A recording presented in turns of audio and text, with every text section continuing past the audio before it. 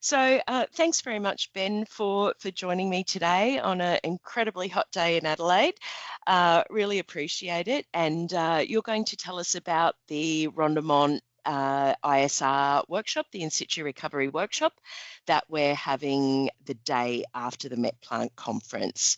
So do you want to just tell us, Ben, a bit about your own background and what the workshop involves? Yeah, sure. Thanks, Janine. Yep, Rendement are really excited to be part of this. We're going to be hosting a one-day workshop on ISR mining. My background is that I've worked in ISR mining for about the last 20 years. I worked at the Beverley uranium mine, the Honeymoon uranium mine, and we've worked on the development of some other ISR deposits in Australia and overseas. So ISR mining is very close to my heart. I'm an enthusiast. I'll talk a bit about that further on in the presentation. The workshop is about in situ recovery mining, which is called ISR. ISR mining is different from conventional mining. The minerals are not excavated, so we don't dig an open pit. We don't need an underground mine. We're not crushing the rock and then sending it to a hydrometallurgy plant. For ISR, instead, the first part of that process, the dissolving of the metals and the minerals, is done underground.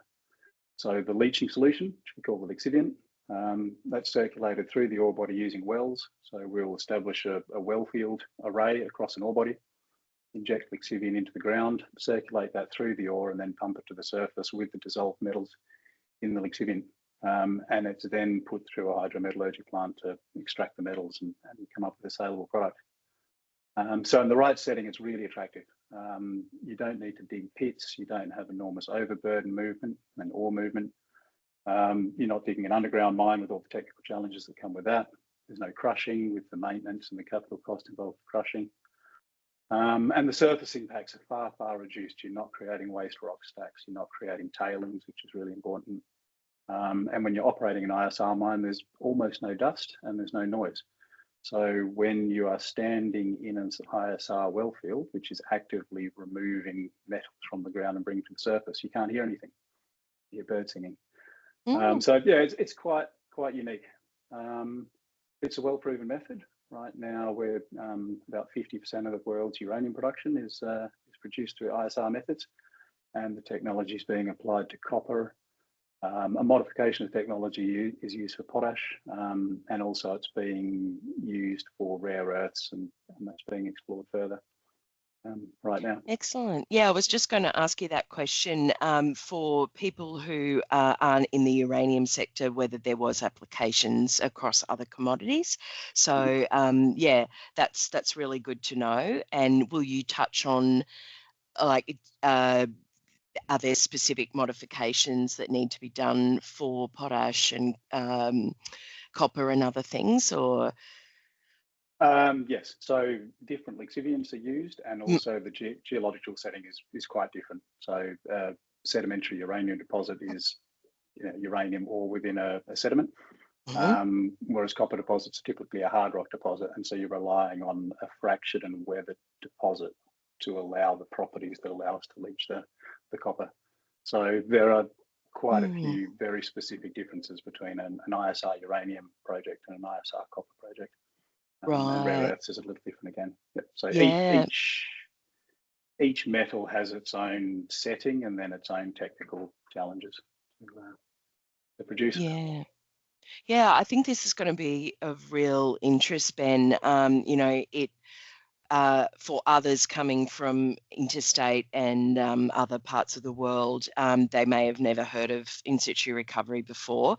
Here in South Australia, it's quite commonplace, so we're used to all the terminologies. But so I think it is a great opportunity for people to learn more about something that, as you explained, is environmentally has a lot of advantages to other methodologies, if of course you've got the right style of mineralisation. So and also the tailings aspect, I think, will be very interesting to a lot of MetPlant delegates, as we do cover water management and tailings in the conference. So So the downstream part after the lixiviant and the extraction, do you cover that the hydromet processes after that as well in the workshop?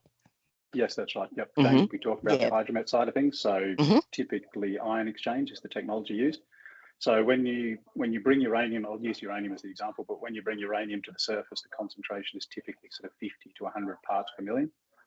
And you want to concentrate that right up to a solid with sort of concentration in the 90%. So yeah, the technologies are typically ion exchange, then precipitation, and then drying and calcining. So James will talk about those.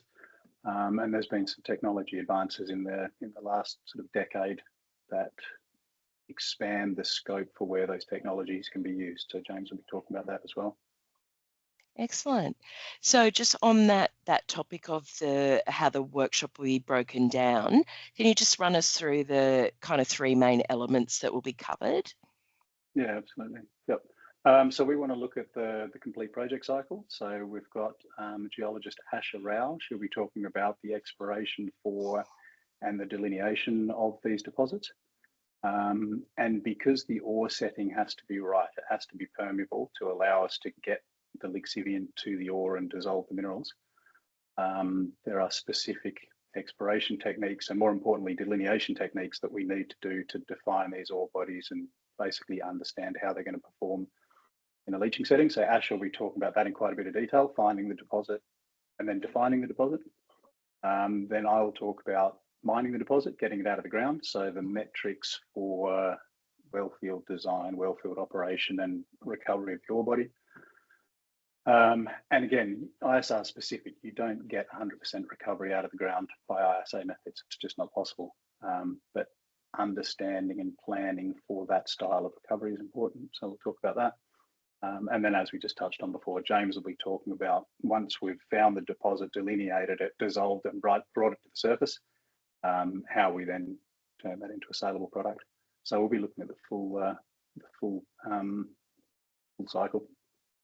Excellent. And would participants need to do any pre-reading or have any prior learning, or are you really going to start fairly basic with that? Yeah, we're going to be starting fairly basic. So, yep, no pre-readings. Pre-reading suggested. We will give the attendees the workshop notes at the end of the workshop, so they've got something to take away and use as reference material. But no, it is aimed at somebody who is a mining industry, someone involved in the mining industry, but with no prior knowledge of ISR. Right, excellent.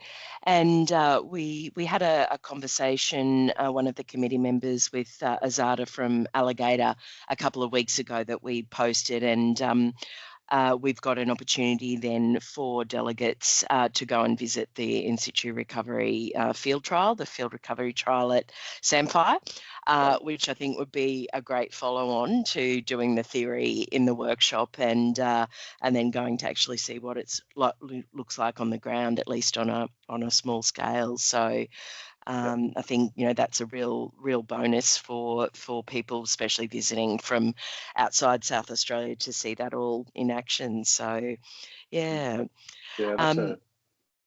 that's a fantastic alignment. The opportunity to talk about it in some detail and then have the opportunity to see it on the ground. That will align really well. And what they're doing up there is really exciting. To have another project at that stage of development is great. Yeah. So you mentioned mining professionals with no prior knowledge. Would it be also suitable for students, or is it really more aimed at people who are already in the industry? No, absolutely. I think a student would get benefit, Yep. particularly, chemical engineers, geologists, mining engineering, anyone in that field. The information we present will be at a level that it can be understood and used. Yeah. I mean, for us, we want to give people that attend the workshop an overview of the full project cycle of an ISR project. And really what we're hoping is when someone comes away from our workshop, they'll be able to read an ASX release and understand what they're reading and what the language is and what it means. Or similarly to read a feasibility study and to understand what exactly is being described, and really importantly, what questions to ask. So when you read one of these things, what are the relevant questions? So that's really interesting. Yeah. I think that's a really useful tool, and I'm just thinking as we're talking, that would also suit managers and people who are heading teams that are reporting this stuff and then interpreting it, as you mentioned. So from a JORC perspective, is ISR well covered under the JORC code and the existing modifying factors? Yes. Yep. The JORC code considers, materiality, transparency. So it applies to ISR just like it applies to any other mineral. Yeah. Excellent. So do you want to just tell the listeners a bit about Rendement's background and why you're doing the workshop and some of that expertise that you've got there? Yeah, absolutely. So Rendement started in February of last year. So James Davids and myself started the company, and Michelle Pember joined us. So James is a chemical engineer with about 30 years of experience, a lot of that in uranium and particularly ion exchange. So he's a real specialist in that field. Michelle also worked in the uranium space, pilot planting. She worked at Beverly, at an ISR uranium mine there. And I'm a hydrogeologist, so I'm interested in rocks and particularly the water between the rocks, and particularly with view to unconventional metals recovery, which includes ISR. So yeah, we've brought together people with a very specific set of skills that are complementary, and we aim to help our clients progress their projects.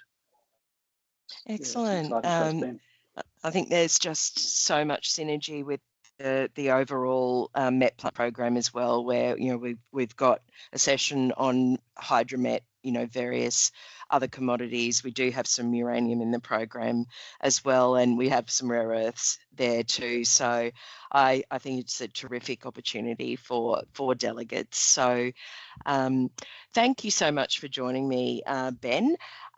Is there anything else you'd like to say in closing? Otherwise, we'll look forward to seeing you in March.